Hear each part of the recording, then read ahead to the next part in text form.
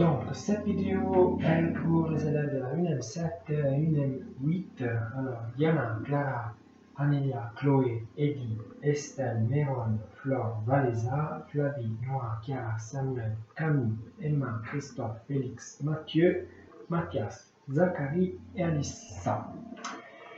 Et dans la UNM8, Chloé, Maïline, Matteo, Yanis, Asia, Ella, Ivan, Alexis, Sarah, Noémie, Julie, Léa, Maya, Gerta, Marco, Tiffen, Valentin, Noah, Noémie, Svea et Lula. Donc, on vient de terminer de voir la liaison covalente qui est faite entre non-métaux, c'est-à-dire tous les éléments qui sont à droite en haut du tableau périodique, tous ceux que vous avez dans les cases rouges de votre tableau périodique. Ensuite, on a aussi vu les liaisons intermoléculaires. Les liaisons intermoléculaires sont les liaisons qui lient ensemble les molécules pour former des substances. Or maintenant, on va voir une liaison particulière qui est une liaison qui se fait entre ions pour former surtout des sels comme le sel de cuisine. La liaison ionique se fait entre ions, et en particulier entre des cations et des anions. Et donc surtout entre métaux et non-métaux. Donc on a vu que la liaison covalente se fait surtout entre non-métaux.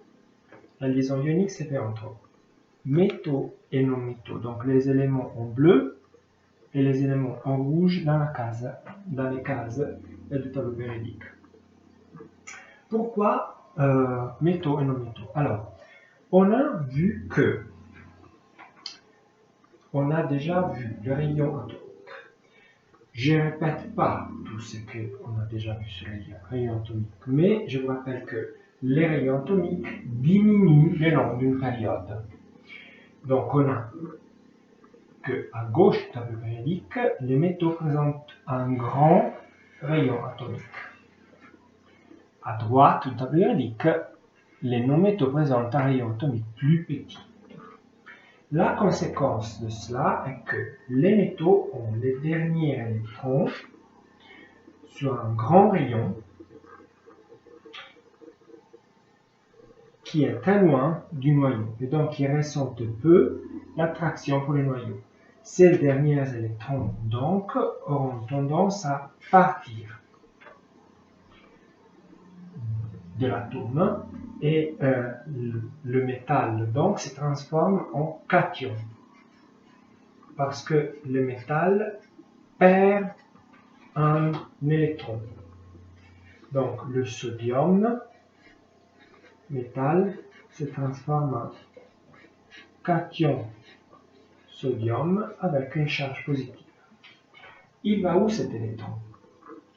Alors, les non-métaux, je vous rappelle, ont un rayon atomique petit. Et en plus, ils n'ont pas la dernière couche pleine, comme les gaz rares. Donc, ils ont la place, que j'ai marquée dans le petit carré, pour accueillir des électrons. Ces électrons, du moment que le rayon est petit, seront fortement attirés par le noyau. Et donc, l'électron qui est perdu par les métaux peut être pris par le non-métaux. Les non-métaux, donc, se transforment en anions.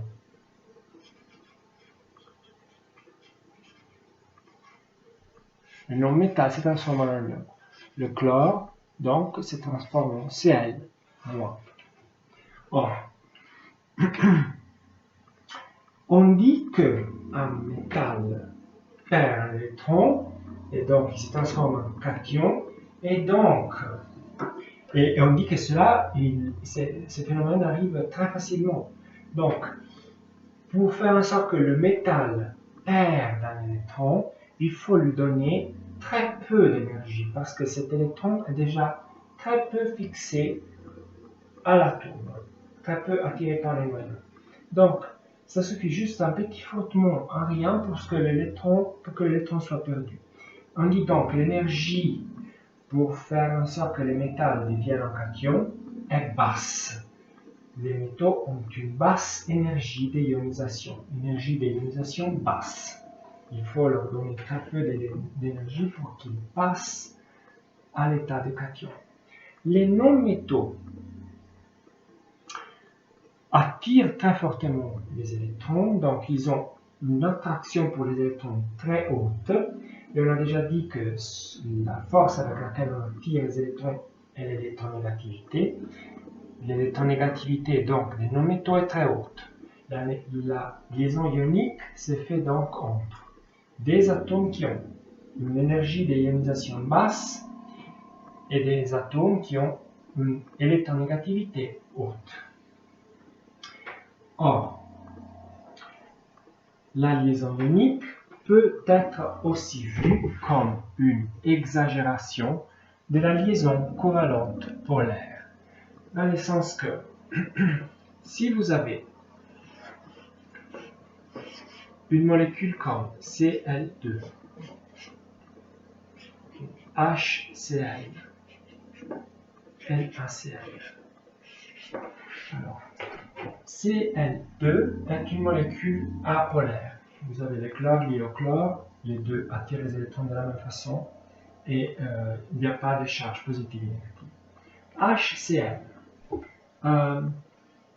HCl, c'est une molécule covalente, dans le sens que la liaison qui la forme est une liaison covalente.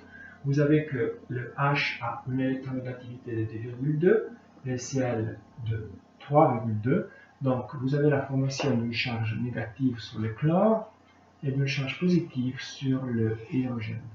La différence d'électronégativité est plus haute que 0,5. Là, vous avez que le sodium a une électronégativité de 0,9, le chlore 3,2. La différence d'électronégativité est de 2,3. Donc c'est énorme. Hein? La différence est 2,3. On dit que quand la différence d'électronégativité est supérieure à 1,8, alors la liaison covalente n'est plus une liaison covalente polaire, mais devient une liaison ionique. Je résume tout ça.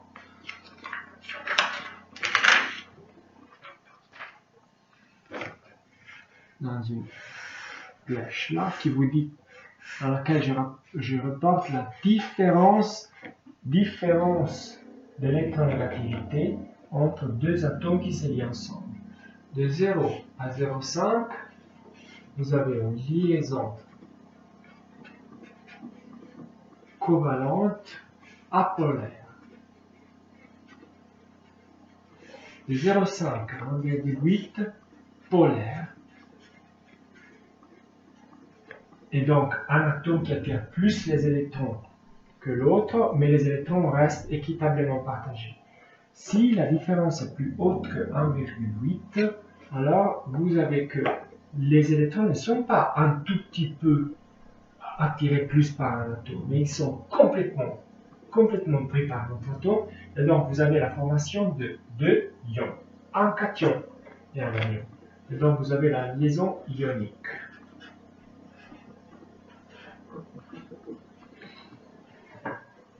Avec la liaison ionique, donc, ah oui, j'ai oublié de vous dire, la liaison ionique se trouve à page 55, 56 et 57 de votre brochure.